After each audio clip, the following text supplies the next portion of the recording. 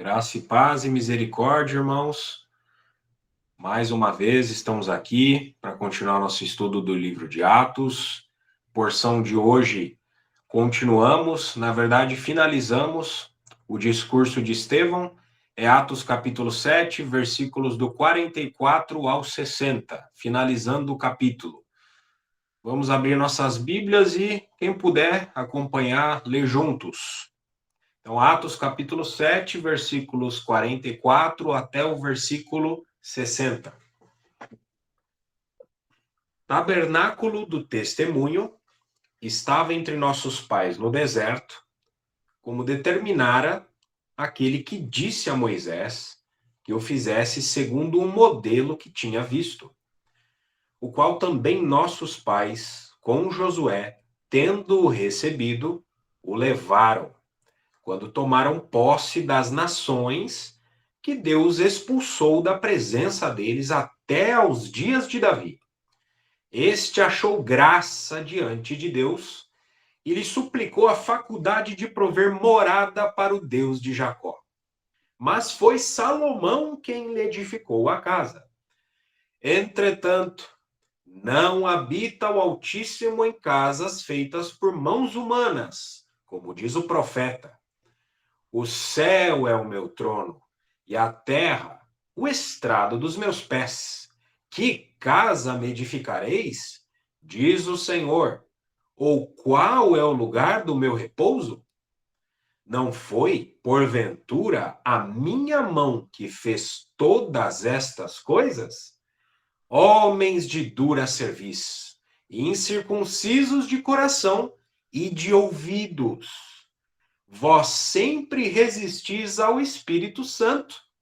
Assim como fizeram vossos pais, também vós o fazeis. Qual dos profetas vossos pais não perseguiram?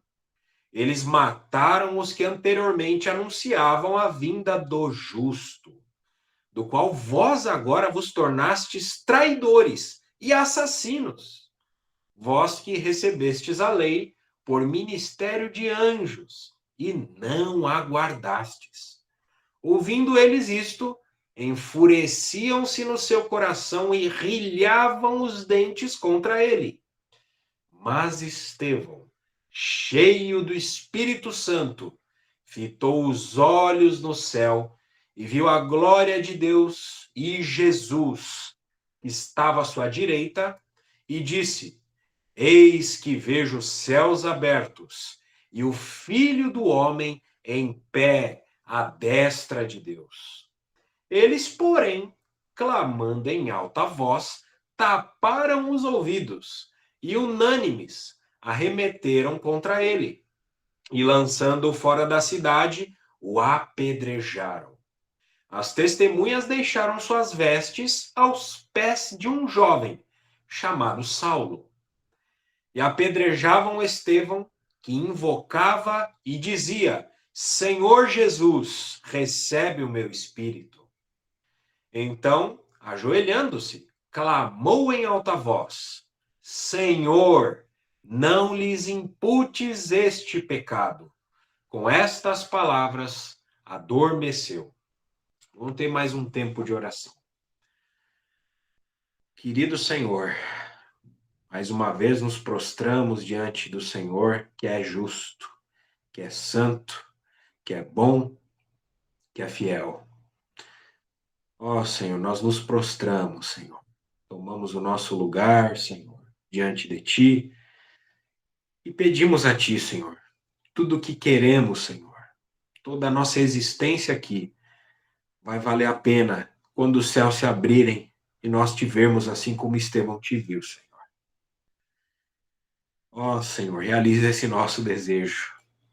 Desejamos vê-lo, Senhor. Desejamos vê-lo, abraçá-lo, tocá-lo, Senhor. Tocar nas tuas mãos feridas. Beijar o Senhor. Te amamos, Senhor. Toda a nossa vida vai fazer sentido. Tudo que passamos, um momento, um olhar, seremos satisfeitos. A nossa alma, toda a inquietação dela vai embora quando olhamos para Ti, Senhor. Muito obrigado por esse livro de Atos, por tanto que o Senhor tem nos falado, Senhor, através das tuas sagradas escrituras, através de cada irmão, cada vaso, cada canal que o Senhor tem usado, Senhor. Nessa noite pedimos também a Ti que, com a ajuda do Espírito Santo, flua, Senhor, a Tua palavra e que seja somente a Tua palavra, honra a Tua palavra, Senhor. Em nome de Jesus, amém. Então, esses são os versículos de 44 a 60, e finalmente nós chegamos na parte final do discurso, da pregação de Estevão, e logo de cara, né? Um discurso que é o maior discurso da Bíblia, da parte de alguém, a maior pregação da Bíblia, pode ser considerado assim. Então, logo de cara, quando a gente considera o todo desse discurso, nós conseguimos fazer uma consideração bastante interessante. Quando a gente olha o todo, né? Foram tantos nomes de tantos servos de Deus mencionados ao longo de todo esse discurso, né? E tanto que Deus fez através desses servos dele, que serviram ao Senhor em tantos lugares diferentes também, né? Vale a pena lembrar isso mais uma vez. Então, tem uma mensagem muito clara através desse discurso de Estevão, pode ser olhado de uma maneira bem geral, que a obra de Deus, o trabalho de Deus, ele é um trabalho multigeracional. É um trabalho multigeracional. Deus, ele não se confina a uma pessoa. Deus, ele não se limita a uma pessoa, a uma época. Deus não fica circunscrito a limites humanos. Isso mostra claramente que não existe uma época mais especial do que a outra também, porque todas as épocas Deus atuou. Então, assim, no discurso de Estevão, nós sabemos que foi mencionado logo no começo Abraão, né? Começou com o Deus da glória e terminou com o Deus da glória, o discurso de Estevão. Abraão falou de Isaac, falou de Jacó, falou dos 12 patriarcas, das 12 tribos de Israel, falou de José de maneira mais específica, falou de Moisés, Arão, os israelitas no Egito, e a última parte que nós tivemos foi quando terminou com aquele incidente, né, do bezerro de ouro. Inicialmente, na nossa exposição de hoje, da palavra, nós vamos abordar de uma maneira mais genérica, de uma vez, os versículos 44 a 50. Depois a gente faz algumas aplicações desses versículos e depois a gente continua indo versículo por versículo a partir do 51 até o final. Então, lendo novamente os versículos 44 a 50, primeira porção, logo no começo ele fala do tabernáculo. Então, é muito interessante que teve um irmão, uma irmã que orou nessa noite, fala que cada detalhe é importante na palavra, e de fato é, né? Então, tem uma menção aqui no versículo 44 do tabernáculo do testemunho. Então, para quem não sabe, o tabernáculo, o próprio versículo fala, né, que como determinar aquele que disse a Moisés que fizesse segundo o modelo que tinha visto. Ou seja, foi Deus que determinou a criação daquele tabernáculo, que era um lugar móvel. Era um lugar móvel. Então, o povo de Israel andava no deserto, onde eles paravam, né, nas suas paradas, eles acampavam e abriam essa tenda, esse lugar chamado tabernáculo. Esse lugar era composto de 3 lugares principais ali. Então, o átrio exterior, ou pátio exterior, onde tinha ali o altar do holocausto, onde se faziam sacrifícios, né, pelos pecados. Tinha a bacia de bronze ali nesse altar, nesse átrio exterior, para lavar as mãos dos sacerdotes. E aí você tinha a tenda, o lugar mais interior. Só lembrando, só sacerdotes, a tribo de Levi poderia entrar ali. Então, mais especificamente, falando de uma maneira bem genérica, tá? Para quem não entende do que é o tabernáculo, nós tínhamos dentro da parte interna dele um lugar chamado Santo Lugar. Nesse lugar chamado Santo Lugar, é um lugar separado, né? Santo, a palavra santo significa separado. um santo lugar, ou seja, separar de quem está fora. Você tinha dentro desse lugar a mesa com os pães da proposição, eram 12 pães, tipificando cada um para uma das 12 tribos de Israel. Nós tínhamos o candelabro e o altar de incenso. E aí o mais interessante que além do santo lugar tinha um véu, uma cortina ali, tinham várias cortinas no tabernáculo, mas bem especificamente ali tinha um véu fechado que separava esse santo lugar de um lugar mais interior, um lugar mais profundo ainda, que é chamado de Santo dos Santos. O Santo dos Santos.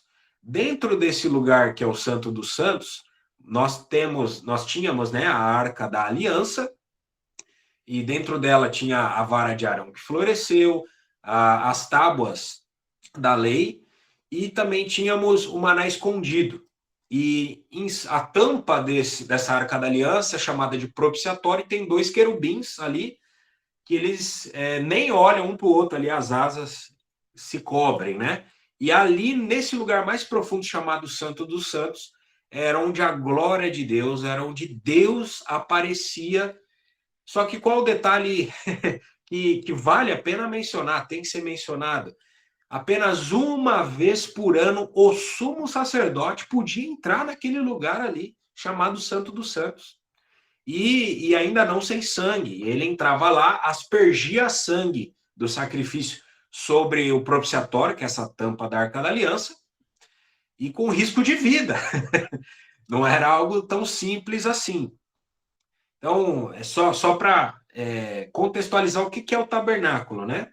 Então, foi um lugar que Deus disse para que fosse feito, e o povo de Israel fez o tabernáculo, e o tabernáculo o acompanhou, conforme a gente vê no versículo 45, né? Na época que Josué, sucessor de Moisés, ali na nação de Israel, na entrada da posse da terra de Canaã, versículo 45, tendo recebido o que? O tabernáculo, o levaram o tabernáculo. Quando tomaram posse das nações, que nações eram essas?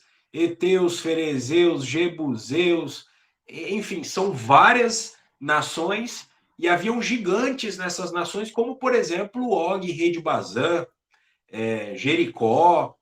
Tinha muitos gigantes ali que o povo de Israel teve que lutar e derrubar aqueles gigantes, destruir aqueles gigantes e tomar. Era uma ordenação de Deus. Eles adentraram naquela terra que Deus deu para eles como posse de herança, usando inclusive Israel como instrumento de sua justiça para aquelas nações pecadoras, ímpias. E Deus entrou naquele lugar com o tabernáculo. E assim ficou, conforme o versículo 45, até os dias de Davi, o rei Davi, que matou Golias, outro gigante, né? Então, o povo de Israel permaneceu com o tabernáculo, essa tenda móvel, durante vários períodos ali. Teve o período dos juízes, né? Samuel, e aí Saul e rei Davi. O rei Davi, ele teve muito êxito nas guerras dele. Ele foi um grande rei, sim, na história humana, diferente do que como os teólogos liberais tentam falar que ele era um chefe tribal, tentam diminuir a glória e o esplendor do reino de Davi. Ele foi um grande rei da época, conforme vários livros de autores de história importantes.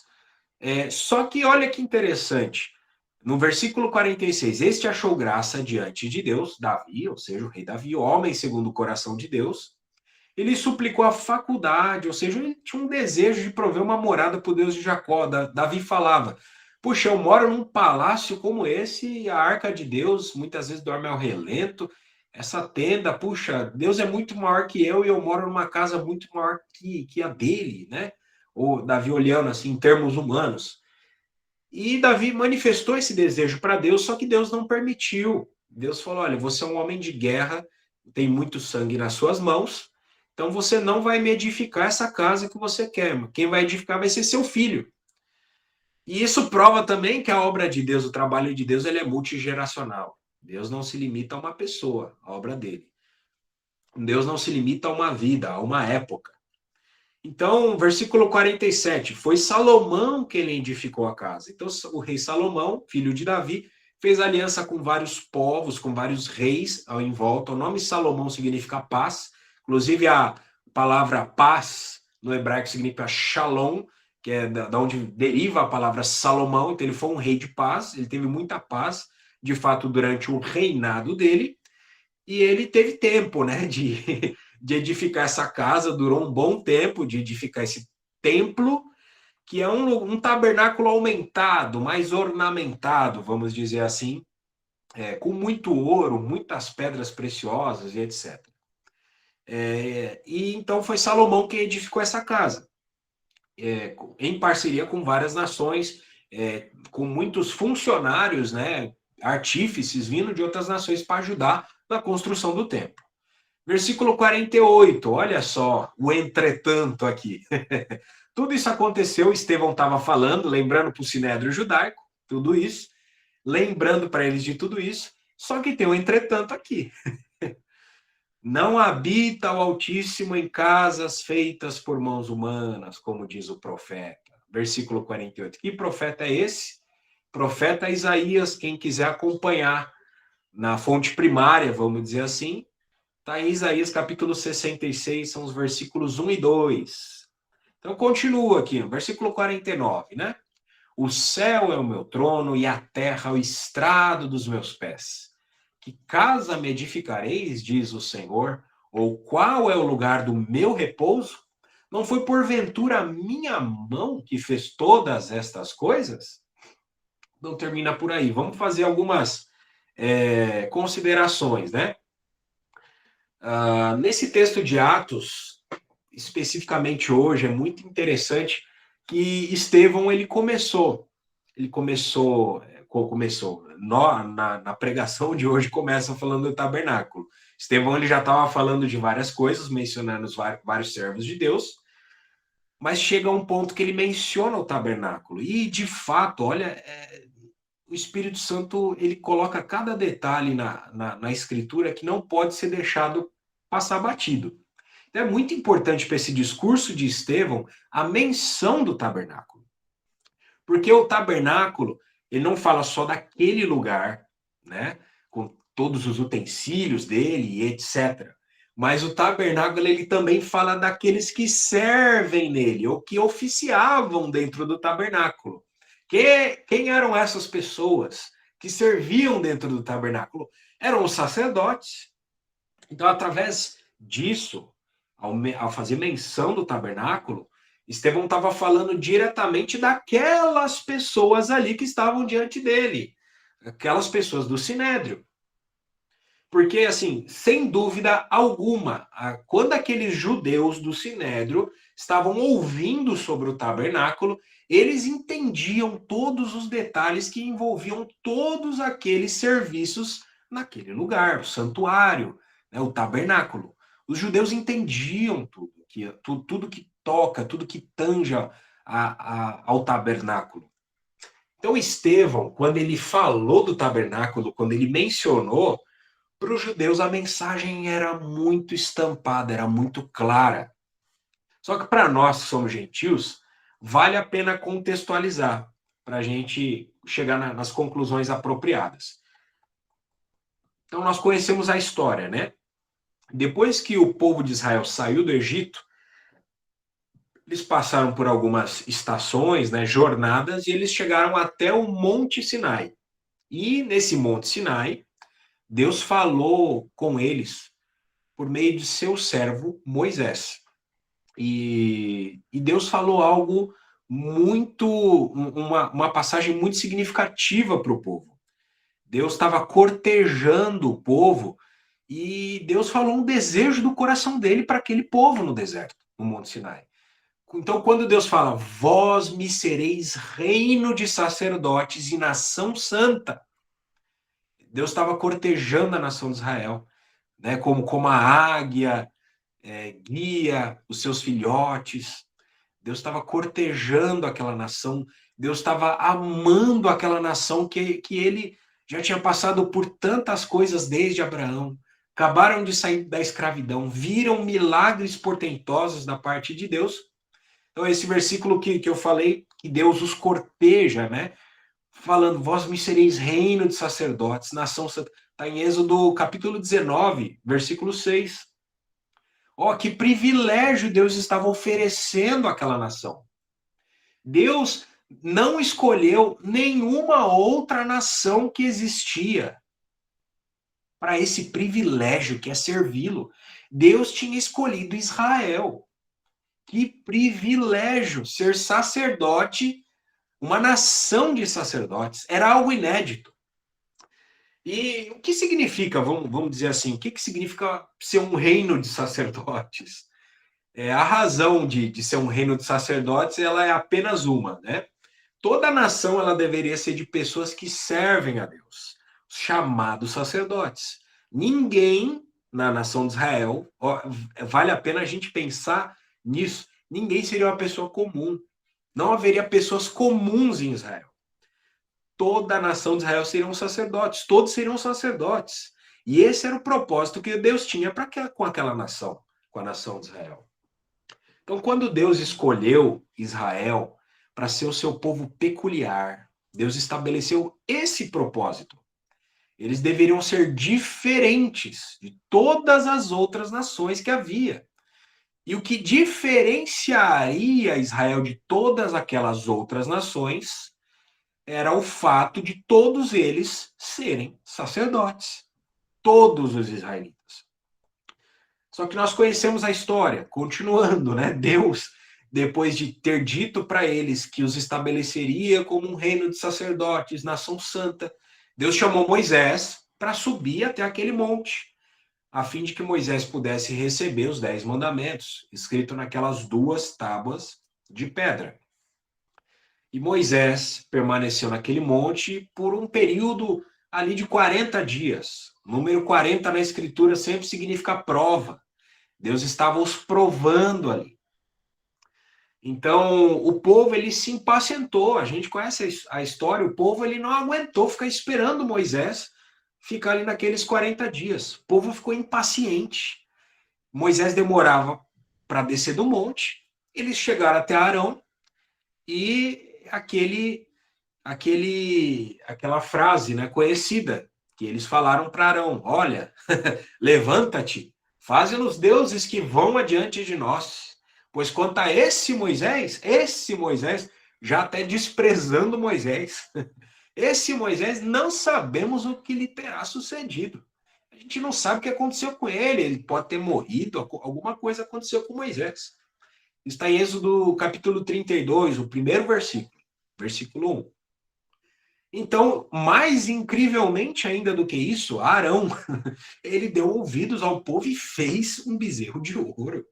E o povo começou a adorar aquele bezerro. Isso foi algo totalmente insano, bizarro na história de Israel.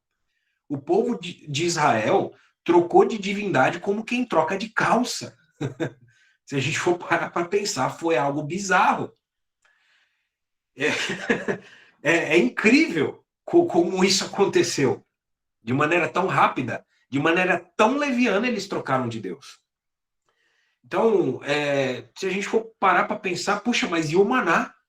Deus deu o pão do céu para eles, Deus deu codornizes, Deus abriu o mar para aquele povo.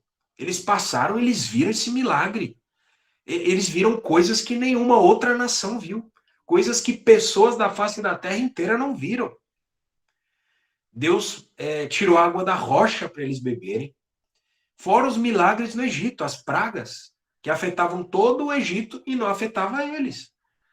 Puxa, eles não levaram nada disso em consideração. Do nada, começaram a adorar outro Deus. Então, isso é interessante, porque na hora da provação, né, na hora da tentação, é interessante, porque a gente, na hora da provação, da tentação, geralmente nós estamos diante do objeto de desejo nosso. Diante de algo que nós queremos, que nós sabemos que não é correto.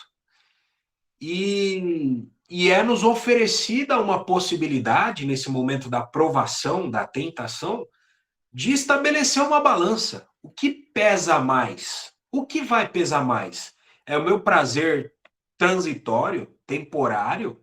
É o meu benefício imediato? Ou todas as coisas que eu já recebi eu vou perder? O que é que vai pesar mais na nossa avaliação? Então, na hora da tentação, geralmente a pessoa ela é fustigada, tem muito desejo por aquilo que é apresentado para ela na hora. E ela isso tem a tendência de esquecer tudo aquilo que ela já teve, tudo aquilo que já foi dado a ela. Mas se ela parar e realmente com lucidez colocar na balança tudo aquilo que ela já recebeu e tudo aquilo que ela vai perder, ela vai ver que, puxa, que insanidade. É uma insanidade, de fato, trocar tudo aquilo que ela vai perder por algo de imediato que apareceu e que ela teria um benefício imediato, rápido, né? Então, sempre numa tentação, sempre vai pesar na balança mais aquilo que a gente vai perder. Ô, irmãos, que no povo de Deus nós sejamos como esses que consideremos, né? Então, na nação de Israel, mesmo Deus tendo os cortejado, dizendo, dando um privilégio que só deu para aquela nação, de fazê-los seus sacerdotes. Seus sacerdotes. Não era sacerdócio de um Deus falso, não. Era do Deus eterno, do Criador dos céus e da terra. Então, antes mesmo de isso se realizar, deles se tornarem sacerdotes, eles haviam se tornado sacerdotes do bezerro de ouro. Deus tinha um propósito de torná-los uma nação, um reino de sacerdotes. Mas antes de terem começado isso, eles já tinham se desviado para adorar um ídolo. Eles já tinham outro Deus, já tinham outra adoração. Então, o conceito natural, vale a pena a gente pensar. O conceito natural que o homem tem de Deus é tal que o homem sempre se desvia para fazer o seu próprio ídolo. O homem prefere adorar o Deus feito pelas suas próprias mãos, em vez de aceitar a autoridade e a submissão ao Deus Criador. Então, nós pegamos a história de Jó. No capítulo 42, depois de tanto sofrimento, depois de tanta coisa, depois de tanto questionamento, e depois de Deus devolver as questões para ele, Jó, ele fala uma frase muito interessante. Ele fala que ele viu o Senhor, depois dele ver o Senhor, se arrepender, ele fala: eu me abomino e me arrependo no pó e na cinza. A palavra abomino, abominação no Antigo Testamento, ela sempre está relacionada à idolatria. Então, o ídolo de Jó era ele mesmo. O primeiro capítulo fala que ele era um homem íntegro, reto, temente a Deus, se desviava do mal, fazia sacrifício não só pelos pecados dele, como também pelo dos filhos. Poxa, que cara bom, né? E quando nós olhamos, ele se orgulhava da retidão dele. Então, nós corremos risco de criarmos ídolos. Nós mesmos nos tornarmos o nosso próprio ídolo. E substituir o Deus Criador. Então, voltando à nação de Israel, Deus ordenou a Moisés que descesse do monte. Né? O povo estava lá adorando o bezerro de ouro e Deus falou: Moisés, desce do monte, o povo já se corrompeu. E assim que Moisés desceu com as 2 tábuas do testemunho, os 10 mandamentos nas mãos, à medida que Moisés estava se aproximando do acampamento, ele contemplou aquela situação bizarra. E Moisés ficou irado. Ele quebrou as tábuas no pé do monte. E aí ele fez um ato muito interessante. Ele se colocou em pé à entrada do arraial e disse: quem é do Senhor, vem até mim. Eu não consigo imaginar, mas puxa, imagina a indignação de Moisés ali. Quem é do Senhor, vem até mim. Tipo assim, que negócio é esse? Então, se ajuntaram a Moisés todos os filhos de Levi, aos quais disse, eu vou falar aqui os versículos que estão em Êxodo, capítulo 32, versículos 26 a 27. Então, a tribo de Levi se acercou de Moisés, e aos quais disse: assim diz o Senhor, o Deus de Israel, cada um cinja a espada sobre o lado, passar e tornai a passar pelo arraial de porta em porta, e mate cada um a seu irmão, cada um a seu amigo, e cada um a seu vizinho. Foi muito sério o que aconteceu ali em Israel. A ordenação que Deus deu para a tribo de Levi. Então, a ordenação era que eles deveriam matar a todos que tivessem adorado o bezerro de ouro. Para isso, para matar aqueles que adoraram o bezerro de ouro, imagina, precisamos nos imaginar no lugar da tribo de Levi ali, né? Porque foi a única que se colocou do lado de Moisés. Eles não podiam ser influenciados por relacionamentos pessoais. Eles deviam executar, matar indiscriminadamente as pessoas. E, infelizmente, para a nação de Israel, realmente foi uma infelicidade para aquela nação, que a maioria da nação, eles acharam que esse mandamento era algo muito pesado. E realmente, se nós formos olhar com o coração natural, coração com a carne, quem teria um coração disposto a matar o próprio irmão? Ou a matar o seu próprio amigo? Um parente? Então, 11 das 12 tribos de Israel ficaram totalmente na inércia, ficaram inativas, não saíram do seu lugar, não fizeram nada. Para eles, esse preço era muito elevado. Era muito difícil renunciar à afeição pessoal. E apenas a tribo de Levi, como foi falado, eles desembainharam as suas espadas e foram, né, de uma ponta até a outra do arraial do povo de Israel. E naquele dia morreram ali cerca de 3.000 homens. A tribo de Levi foi porta em porta ali, ó, adorou o bezerro de ouro, foi matando, matando, matando. Quem eram os mortos? Eram os amigos deles, eram os parentes deles, eram os irmãos deles. Às vezes podia até ter relacionamento de pai, mãe, marido, esposa. É interessante a gente observar com atenção que imediatamente após esse incidente do bezerro de ouro, Deus informou a Moisés que a partir de então a nação de Israel não seria mais uma nação de sacerdotes. Olha que catástrofe. Ainda que isso não tenha sido explicitamente dito pela boca do Senhor, foi algo que foi implicitamente, de maneira implícita, né? Todo mundo entendeu isso. Porque uma vez que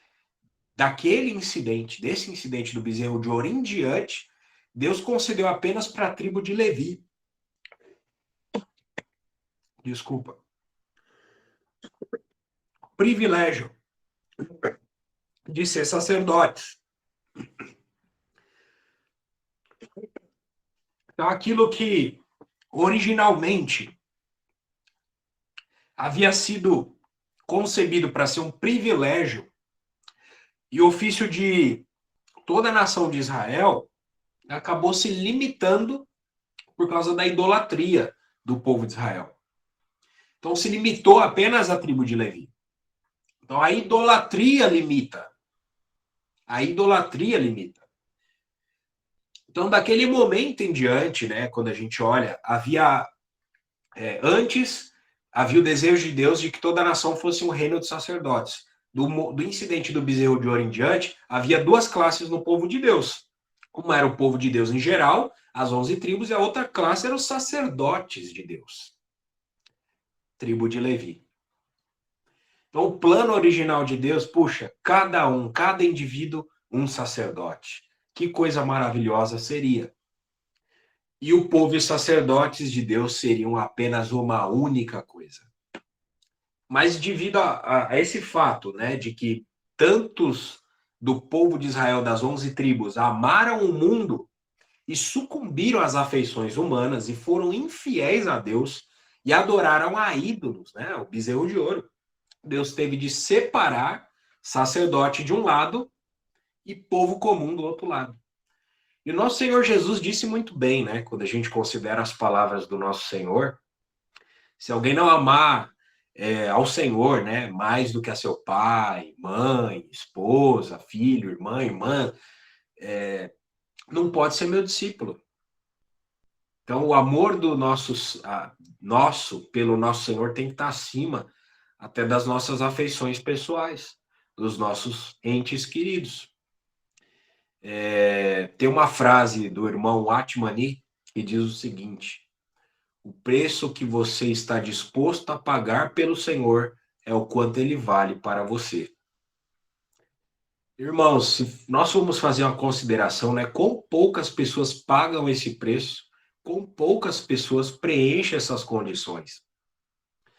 No início do povo de Israel, a intenção de Deus, um reino de sacerdotes. Mas agora em diante, só havia uma tribo de sacerdotes. Aquilo que era originalmente para ser uma nação inteira, agora estava sendo realizado de maneira limitada, apenas uma família, a família de Levi. As outras 11 tribos, entretanto, eram povo de Deus, mas eles não podiam ser sacerdotes. Isso é algo muito considerável. Essa é, de fato, uma questão muito séria, extremamente séria. E olha, irmãos, quando a gente considera um paralelo conosco, né? Porque Israel serviu como uma sombra, uma figura para nós, sobre quem os fins dos séculos têm chegado. Não é muito sério também a gente considerar o indivíduo crer no Senhor, receber o Senhor como seu Salvador, e apesar disso ele não funcionar como um sacerdote? Então, desde a época do livro do Êxodo, né, até os dias em que o Senhor Jesus veio a essa terra, puxa, ó, quanto tempo se passou. Ninguém que não fosse da tribo de Levi poderia exercer as funções de sacerdote. Ninguém mais poderia oferecer sacrifícios a Deus. Deus não aceitaria. Só a tribo de Levi, aceito. Não é tribo de Levi, não aceito. Os sacrifícios deveriam ser oferecidos por quem? Apenas por sacerdotes. Irmãos, de maneira semelhante, né? Ninguém poderia se aproximar de Deus para confessar pecados. Uma coisa que para nós é tão comum. Muitas vezes nós, no nosso dia a dia, né, temos a prática de confessar os nossos pecados ao Senhor. Pelo sangue dele, nós cremos que nós fomos perdoados. Nem isso eles podiam fazer, aquelas 11 tribos. Eles não podiam se aproximar diretamente de Deus nem para confessar pecados. Porque os pecados deviam ser confessados por meio do sacerdote. É o sacerdote que ia confessar por aquela pessoa. Nenhuma pessoa comum era permitido nenhum tipo de serviço espiritual. Nenhum serviço espiritual feito por nenhuma pessoa comum. Era só o sacerdote que fazia tudo no lugar da pessoa comum. Então, quando a gente ainda considera os dias da antiga aliança, né, a aliança da letra, o Antigo Testamento, havia uma característica peculiar à nação de Israel. Deus estava distante deles, longe deles, porque nem todos podiam se achegar a ele direto. Tinha que ter essa classe mediadora, os sacerdotes. Ninguém podia vir direto para Deus, irmãos, que privilégio temos. Se alguém quisesse se aproximar de Deus, devia fazer por intermédio, por meio dos sacerdotes. O povo de Israel, ele não tinha mais o direito de ter comunhão com Deus, direta. Irmãos, quanto eles perderam, quanto a nação de Israel perdeu. Irmãos, ficou algo entre Deus e o homem, uma classe mediadora. Deus, o homem e no meio uma classe mediadora. Não tinha uma comunicação direta. Deus só ia se achegar ao povo falando com esse intermediário, e esse intermediário ia falar com o povo. O contato virou indireto. E dá aproximadamente de Moisés até o Senhor Jesus um período aí de uns 1.500 anos, se a gente for considerar. E durante, olha, vale a pena considerar, 1.500 anos. Se alguém ousasse, tivesse uma ousadia, vou me aproximar direto de Deus. Direto ele é aniquilado também. Com a mesma ousadia que ele queria se aproximar de Deus, ele era fulminado.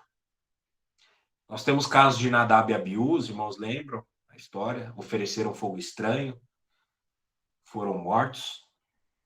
Temos tantos outros casos, né? Se a gente for mencionar. Uzá foi um rapaz que tentou pôr a mão na Arca da Aliança de maneira leviana, foi morto na hora. Ninguém podia se aproximar de Deus de maneira direta. 1.500 anos. Mas, irmãos, na nova aliança, no Novo Testamento, a voz do Espírito Santo, a voz celestial que inspirou as Sagradas Escrituras, ela nos informou o seguinte, irmãos, isso está em 1 Pedro 2,5. Todos os salvos em Cristo Jesus são sacerdotes de Deus. Então, 1 Pedro 2,5 diz o seguinte: também vós mesmos, como pedras que vivem, sois edificados casa espiritual, para serdes sacerdócio santo, a fim de oferecerdes sacrifícios espirituais, agradáveis a Deus, por intermédio de Jesus Cristo. Oh, irmãos, aleluia! Nós podemos ir diretamente a Deus por intermédio de Jesus Cristo. Ele é o único mediador. Ele é a nossa oferta pacífica. Ele é o nosso holocausto. Ele é a nossa oferta de manjares. Ele é todas as ofertas para nós. Através dele, nós podemos nos achegar a Deus. Ele falou, vós orareis assim, Pai nosso.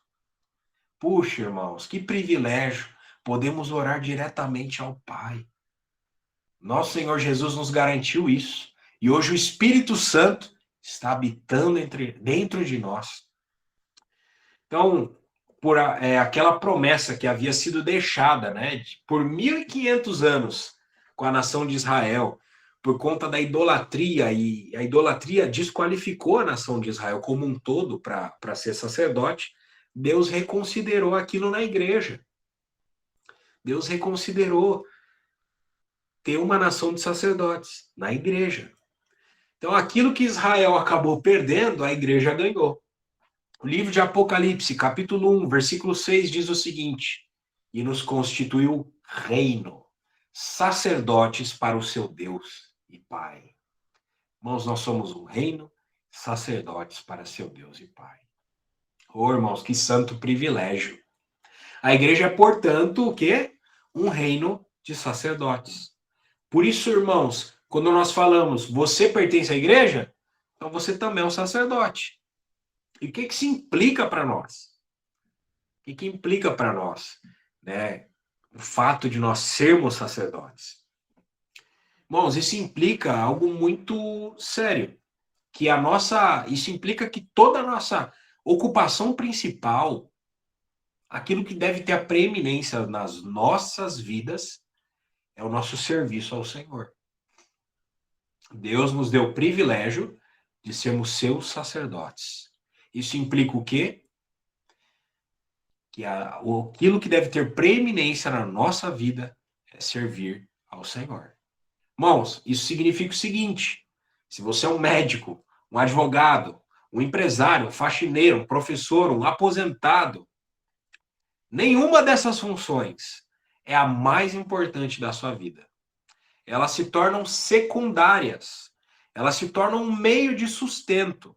Elas se tornam também apenas um ambiente. Elas se tornam um cenário para o exercício do seu sacerdócio, como também as reuniões da igreja. E olha que interessante, ainda que você não fale uma palavra sobre Deus. Por exemplo, ambiente de trabalho, muitas vezes, eu quero falar isso para que isso não possa ser levado para outro extremo, né? Imagina um cristão que... eu já convivi com alguns assim. Um cristão que foi demitido de uma empresa e foi demitido, e o patrão também, às vezes até crente também, né? E é demitido da empresa e... por que você foi demitido da empresa? Eu queria ficar orando na empresa, eu queria falar do Senhor na empresa. Poxa, e aí você ia conversar com o patrão, olha, ele era meu pior funcionário, em vez de estar trabalhando, ele só queria ficar falando sobre Deus na empresa. Então, ou seja, ele estava sendo inapropriado, né? Então, vou citar um outro exemplo, o livro de Esther na Bíblia mesmo. Ele é um livro onde não existe uma menção sobre a palavra Deus. No livro inteiro, da rainha Esther ali, Mordecai ou Mardoqueu, dependendo da tradução. A nação de Israel está ali, eles estão sofrendo na mão do Império Medo-Persa, e dentro do Império Medo-Persa tinha uns descendentes de Amaleque que queriam matá-los. A gente conhece a história, não existe uma menção sobre Deus. Mas a gente pode dizer que Deus não estava presente ali? Ô, irmãos, Deus estava totalmente presente no livro de Esther.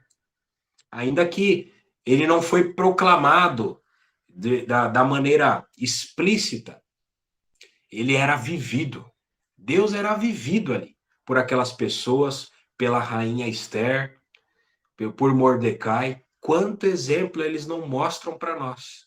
Ainda que não falando uma palavra sobre Deus, Deus estava atuando e foi Deus que permitiu que os judeus continuassem vivos. Deus deu sabedoria para Esther. E ela ousou arriscar sua própria vida para salvar o seu povo. Então, eu falo isso para que não haja extremismo, né? Mas, puxa, servir ao Senhor é a mais alta glória. É o mais grandioso privilégio que qualquer ser humano pode ter nessa terra. Irmãos, é glória para o homem servir a Deus. É glória para nós. Não é glória para Deus que nós sejamos sacerdotes dele. Somos sacerdotes do Altíssimo. Irmãos, muitas vezes nós podemos pensar que a gente está fazendo um favor para Deus quando nós estamos servindo a Ele. Mas é um favor, na verdade, que Ele que está dando para nós. Ele nos deu essa oportunidade de servi-lo. Ó, quanto que Israel perdeu e quanto que nós, como igreja, ganhamos. Ganhamos por graça. O nosso sacerdócio, nós não fizemos nada, absolutamente nada, para podermos ter a chance de servir a Deus. Simplesmente Ele desejou nos dar a oportunidade de servi-lo como sacerdotes. Então não é um favor que nós prestamos para Deus, de maneira alguma. Então o fato de Deus ter nos chamado do céu para sermos sacerdotes, irmãos, devia de fato nos fazer nos prostrar de joelhos, nos curvar diante do Senhor. Nós temos recebido tamanha glória. Irmãos, isso é graça. O Senhor nos deu algo que nós não merecemos. Quem de nós merece o sacerdócio? Quem de nós talvez não estaria ali adorando o bezerro de ouro se estivéssemos junto daquele povo de Israel? Irmãos, quanta graça o Senhor derramou por nós. Então, por isso, todos na igreja, todos nós devemos oferecer sacrifícios de louvor. Todos nós devemos estar envolvidos em questões espirituais. Isso não é um ministério exclusivo, algo que é somente para alguns. Então, infelizmente, né, falando disso, quando nós olhamos para a história da igreja, se a gente for estudar com afinco, nós temos visto, né, que a igreja seguiu o caminho da idolatria da nação de Israel. Não necessariamente na forma de um bezerro de ouro, mas idolatrando a si mesma, idolatrando a seus líderes, idolatrando as suas ideias, idolatrando as suas pregações, idolatrando N coisas. Mas ao longo desses últimos 2000 anos, né, se nós for fazer um comparativo do número de cristãos e o número de cristãos que exercem sacerdócio, nós vamos ver que o número de cristãos é muito maior do que o número de cristãos que de fato exercem o sacerdócio na igreja.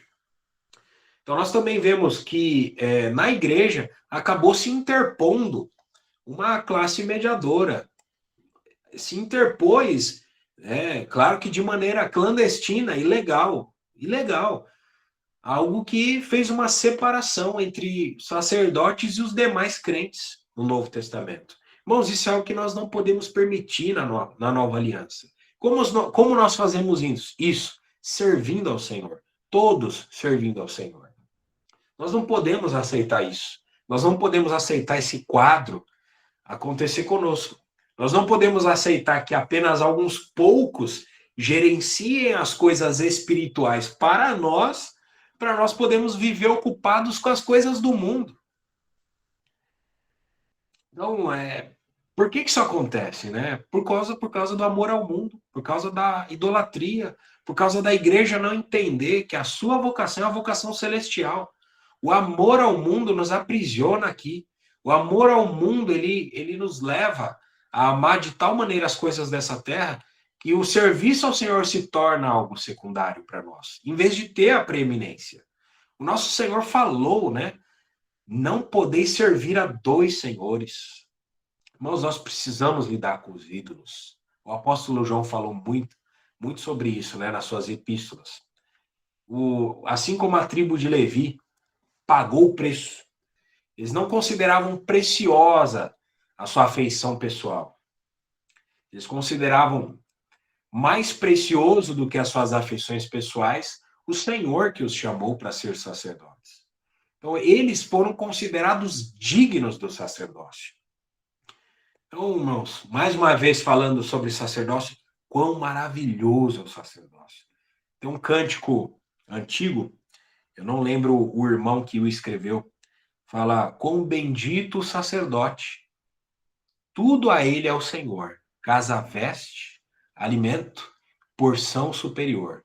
E fala de todos os detalhes. Quão maravilhoso devia ser você ser um sacerdote do Senhor no Antigo Testamento, né? E quão maravilhoso é para nós, irmãos, sermos sacerdotes. Deus permitia no Antigo Testamento que eles se aproximassem dele, dos sacerdotes, e mesmo assim eles não eram mortos. Irmãos, podemos nos aproximar hoje. Hoje podemos nos aproximar. Podemos entrar no Santo dos Santos, o véu está rasgado. Somente os sacerdotes podiam comer os pães da proposição. Irmãos, nós podemos comer da palavra do Senhor hoje. Só os sacerdotes no Antigo Testamento serviam no altar. Só eles entravam no santo do lugar. Só eles ofereciam sacrifícios. Qualquer estranho que tentasse fazer qualquer uma dessas coisas morreria. Irmãos, então, quão bendito é o sacerdócio e quão bem-aventurado é o sacerdote.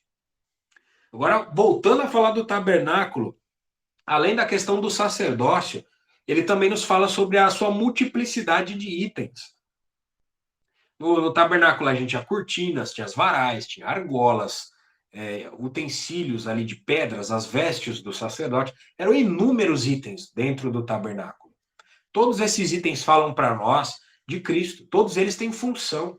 Todos eles falam de Cristo.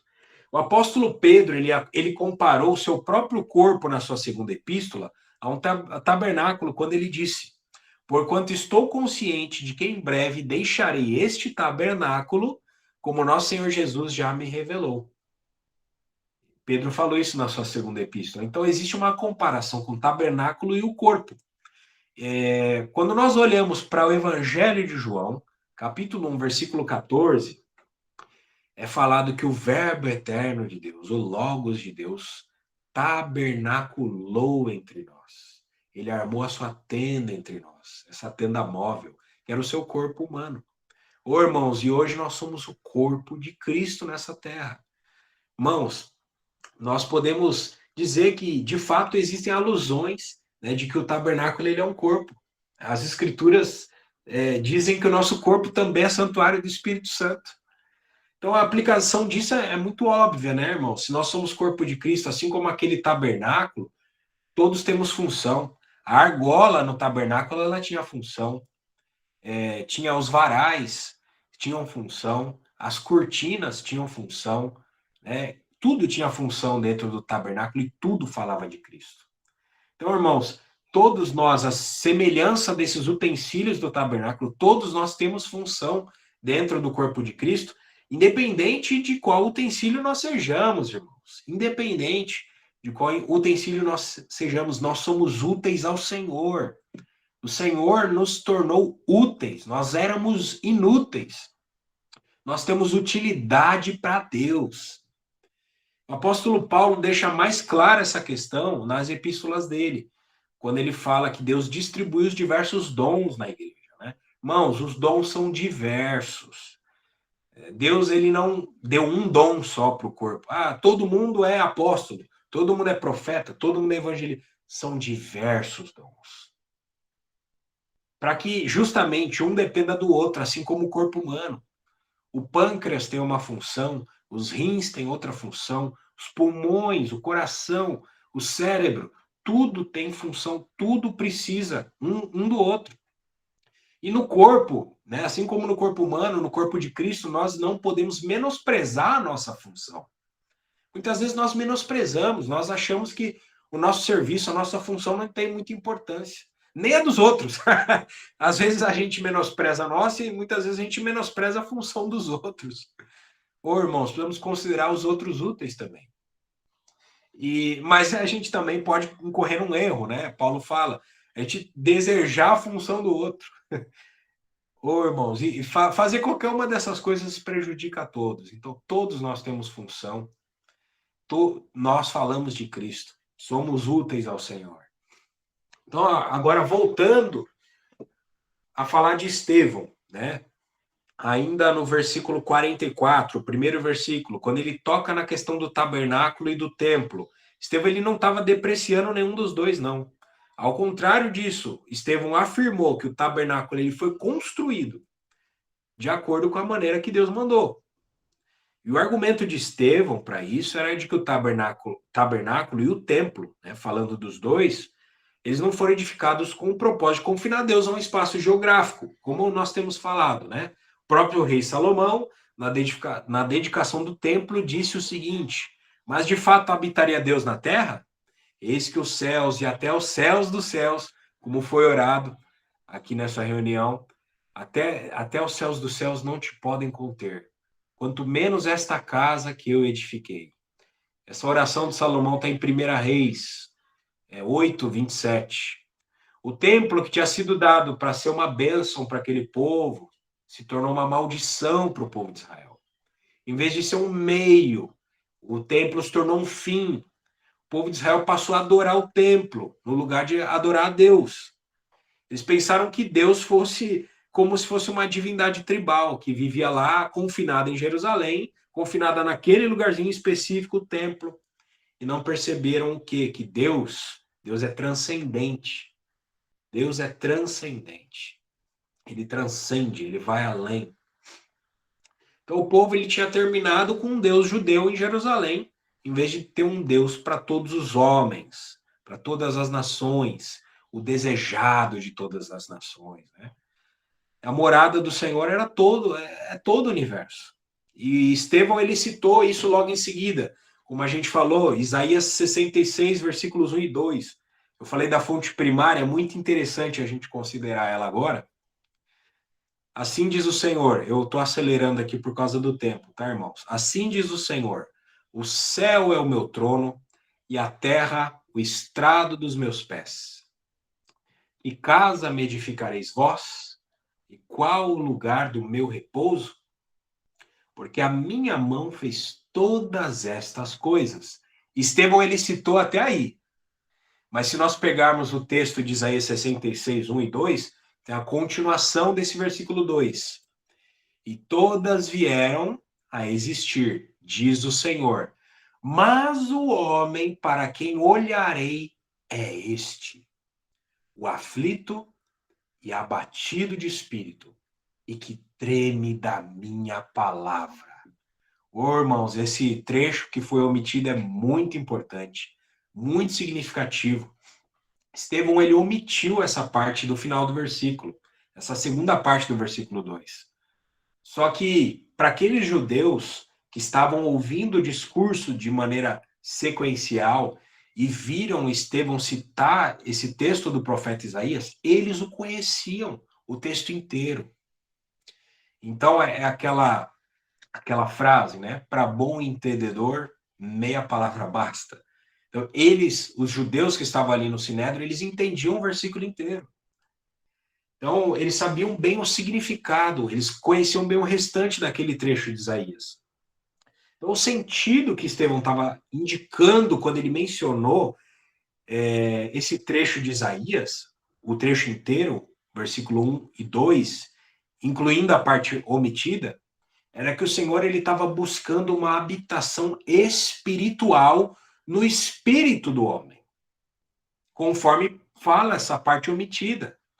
Mas o homem para quem olharei é este, o aflito e abatido de espírito, e que treme da minha palavra. Então,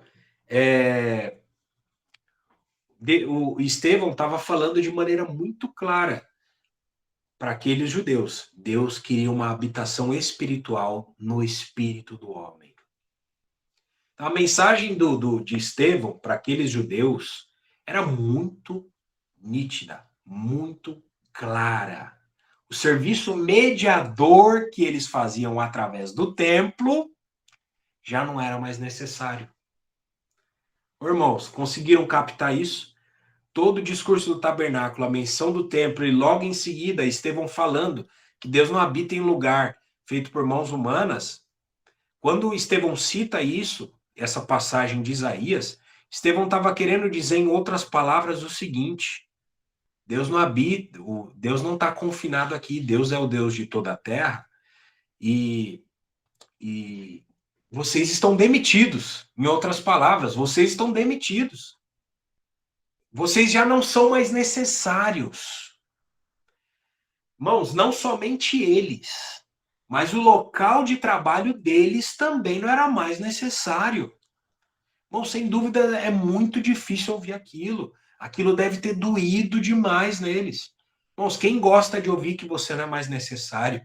Quem gosta de ouvir que o seu serviço mediador, do qual você muito se orgulha, já não serve mais para nada? Quem gosta de ser demitido?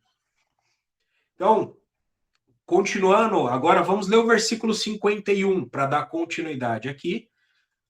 Estevão se dirigindo a eles, né, falando de maneira implícita, vocês estão demitidos, ele continua, homens de dura cerviz, incircuncisos de coração e de ouvidos, vós sempre resistis ao Espírito Santo, assim como fizeram vossos pais, também vós o fazeis. Estevão estava dando uma ênfase bastante necessária à questão do pecado na pregação dele.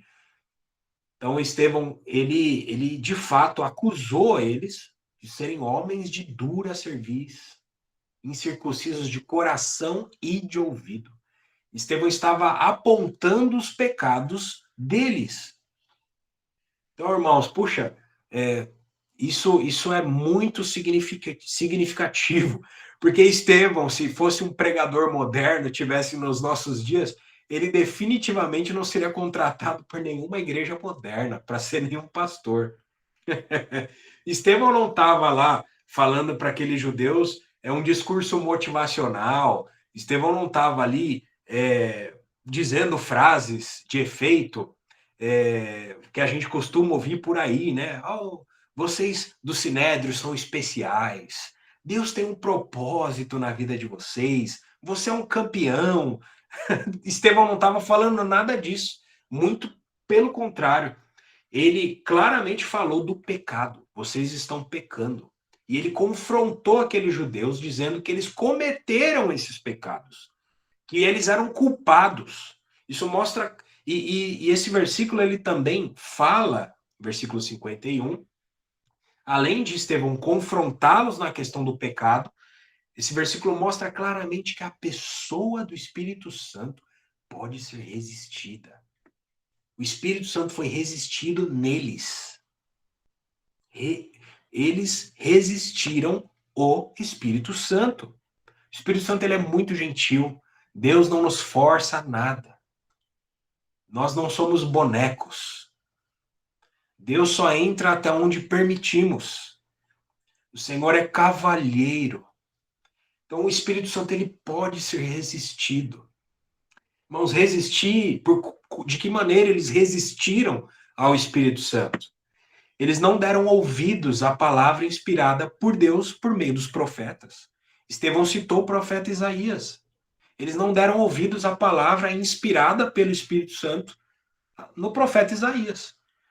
Então, quando eles rejeitaram a Escritura, eles resistiram ao Espírito Santo. Eles escolheram prosseguir na sua obstinação própria. Aqueles judeus rejeitaram a palavra de Deus falada por meio dos profetas, que o Cristo viria como sofredor, que Deus iria mudar a adoração de um lugar físico para um lugar no espírito, espiritual. O homem para quem olharei a esse, o aflito e abatido de espírito, e que treme da minha palavra. Versículo 52. Qual dos profetas vossos pais não perseguiram? Aí Estevão batendo mais uma vez, confrontando-os na questão do pecado. Eles mataram os que anteriormente anunciavam a vinda do justo, com J maiúsculo, falando de Cristo claramente, como já foi falado aqui no livro de Atos, mencionando, adjetivando Cristo, né, dando sabor, do qual vós agora vos tornastes traidores e assassinos. Irmãos, que acusações, que tremendas acusações. Irmãos, esse versículo, quando ele fala, logo no princípio, né? Qual dos profetas vossos pais não perseguiram? Isso lembra uma parábola que o Senhor Jesus falou, né? Em Mateus, capítulo 21, versículos 33 até o 41. Eu vou ler aqui para os irmãos, é a parábola dos lavradores maus. O Senhor Jesus falou, né, essa parábola ali, atentai noutra parábola. Havia um homem, dono de casa, que plantou uma vinha, cercou-a de uma sebe, construiu nela um lagar, edificou-lhe uma torre e arrendou-a a uns lavradores. Depois se ausentou do país.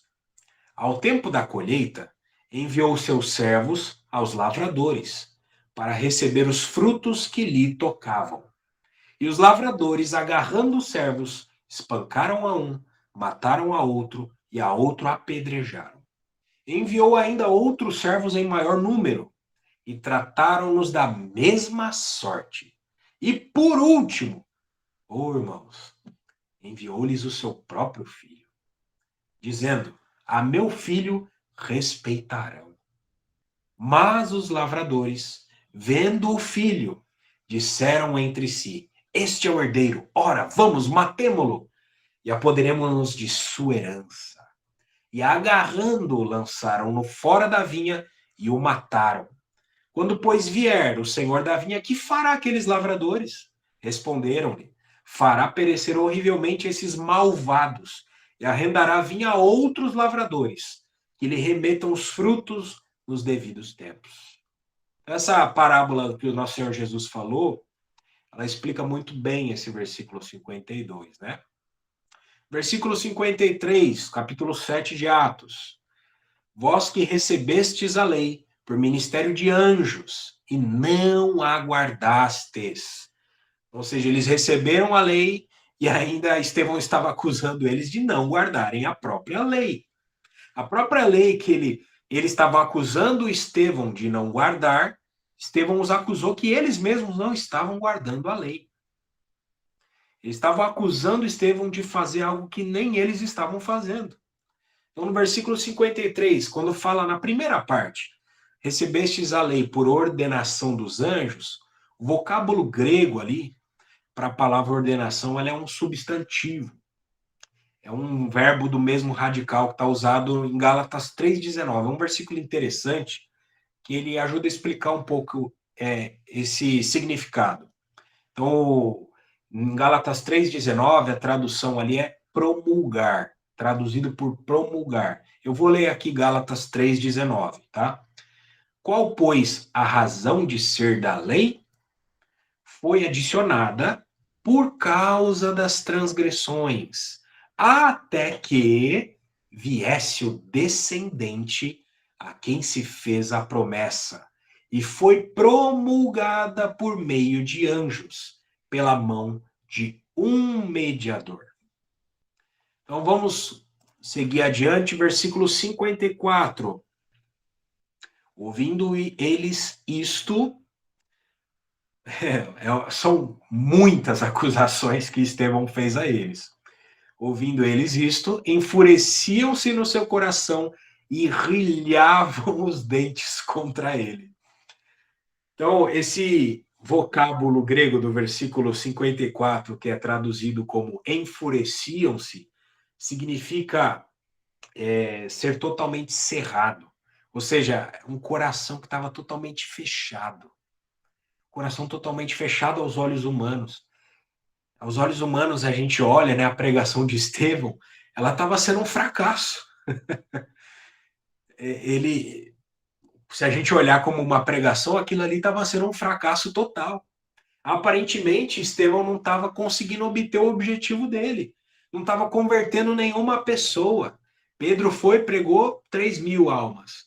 Estevão não estava conseguindo converter ninguém. Pelo contrário, estava deixando as pessoas com raiva ainda. Ele não estava conseguindo obter seu objetivo, que era converter aquelas pessoas, e nem se defender das acusações contra ele, né, aos olhos daquelas pessoas. Né?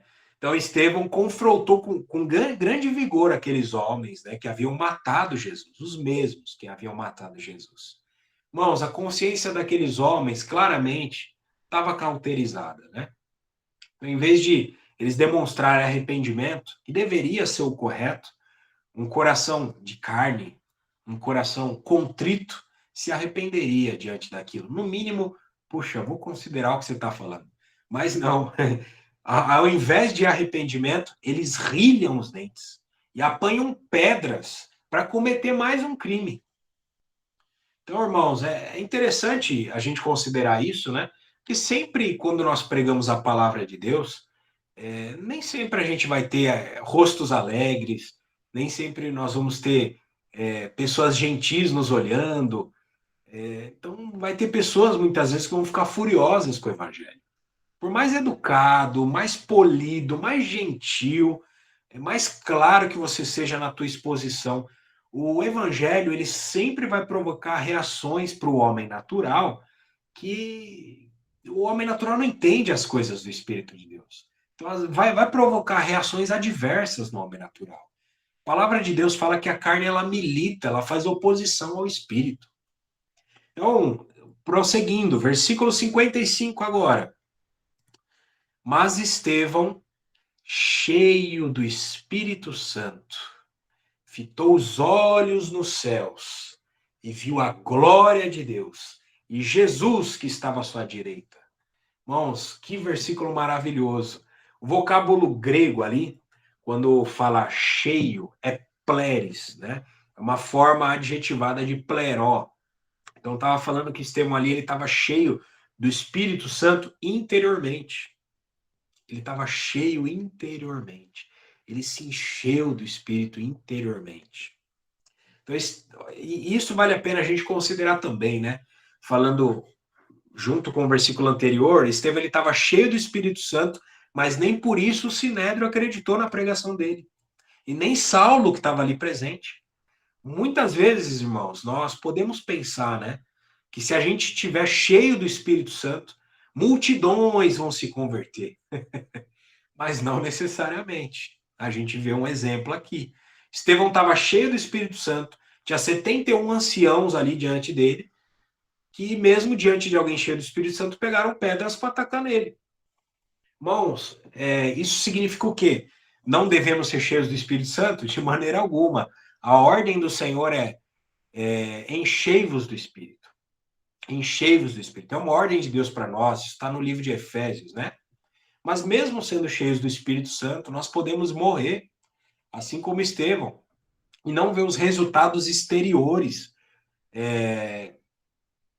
de algo que a gente pregou, de algo que a gente viveu, quando a gente está cheio do Espírito. Estevão não viu a conversão de Saulo. Não deu tempo disso. Desculpa. Então, no nosso homem natural, existe uma impaciência A semelhança do povo de Israel, quando Moisés subiu, né? E ficou 40 dias com o Senhor, nosso homem natural é impaciente. Existe uma cultura de resultado também. Essa cultura de resultado, ela penetrou no meio cristão. Cultura de resultado. Nós trabalhamos no nosso dia a dia e nós queremos prontamente colher os resultados. Nós queremos prontamente colher os frutos do nosso trabalho. Irmãos, mas na obra de Deus não é assim. O Senhor falou, eu plantei, Apolo regou, mas o crescimento veio de Deus. A parte que nos cabe é ser fiéis ao Senhor. Trabalhar no Senhor. No Senhor nosso trabalho não é vão. Trabalhar no Senhor o máximo que pudermos. Exercermos o nosso sacerdócio. E os resultados disso não estão sob o nosso controle. Os resultados estão sob o controle de Deus. Cabe a nós trabalhar no Senhor. Então, os resultados são dele. É quando ele quer, é do jeito dele, é do modo dele, é para ele, é para a glória dele, não é para a nossa glória. E a grande razão, né, se a gente for parar para pensar, porque nós queremos resultados imediatistas, é porque lá no fundo, a gente quer glória para nós. Então a gente quer dizer que, fui eu quem fiz, tá vendo, tal irmão? Fui eu que ajudei. Tava mal, fui eu que ajudei. Isso mostra, irmãos, que a gente não pode julgar as coisas por números e por aparentes resultados, né? Então, Estevão estava cheio do Espírito Santo, da pessoa do Espírito Santo ali. No versículo 55 tem um fato muito interessante, além do fato dele estar cheio do Espírito Santo. Estevão viu a Jesus. Irmãos, que privilégio, ele viu o Senhor Jesus em pé. E Estevão viu o Pai. A Trindade estava presente nesse momento. Estevão viu a Trindade. Ele estava cheio do Espírito Santo. Ele viu o Senhor Jesus e viu o Pai. Irmãos, que presente alguém pode querer na vida maior do que esse? E outro fato interessante, que Estevão, ele viu os céus abertos, ele viu o mundo espiritual, ele viu tudo isso. Aqueles 71 anciãos que estavam do lado dele não viram nada disso. Eles estavam do lado dele no mesmo lugar, eles não viram nada disso. Versículo 56. E disse, eis que vejo os céus abertos e o Filho do Homem em pé à destra de Deus. Quando Estevão relatou isso para eles, né, justamente porque o versículo fala, e disse. Então, Estevão, ele teve essa visão no mundo espiritual e ele relatou essa visão para eles, porque eles não estavam vendo. Então, ele disse, eis que vejo os céus abertos e o Filho do Homem em pé à destra de Deus. Quando ele relatou para eles, eles encararam isso como uma blasfêmia. Por quê? Por que eles encararam como uma blasfêmia? Né? Para fechar a tampa do caixão no resultado de Estevão, né, os resultados humanos. Para eles, Estevão estava indo de mal a pior para aqueles judeus do Sinédrio. Então, para eles, Estevão está fechando o discurso com uma blasfêmia. Porque o termo filho do homem que Estevão empregou para se referir a Jesus é o mesmo termo que Jesus aludiu a si mesmo, mas era um termo que aqueles judeus estavam totalmente familiarizados. É um termo que o profeta Daniel mencionou no capítulo 7 do livro dele, versículos 13 e 14. Eu vou ler aqui rapidamente. Livro do profeta Daniel, capítulo 7, versículos 13 e 14.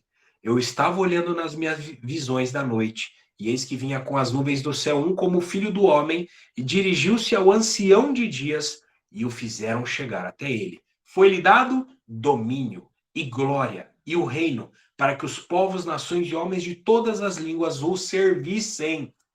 O seu domínio é domínio eterno e não passará, e o seu reino jamais será destruído. Então, dizer que Jesus era o filho do homem mencionado no profeta Daniel, para aqueles judeus era equivalente a dizer que Jesus era o Messias que ia vir para reinar. Então, foi uma blasfêmia para eles. Vamos ler os versículos 57 a 59, rapidamente. Eles, porém, clamando em alta voz, taparam os ouvidos e unânimes arremeteram contra ele e, lançando-o fora da cidade, o apedrejaram.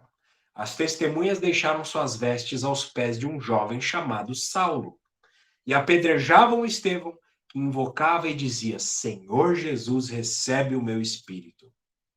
Irmãos, na morte de Estevão, a gente pode notar, nesses 3 versículos, ela não foi um juízo, aqueles do Sinédrio não tinham a capacidade de julgá-lo de maneira correta. Aquilo que aconteceu com Estevão, a morte dele, foi um linchamento. O Sinédrio não tinha autoridade de mandar ninguém para a morte.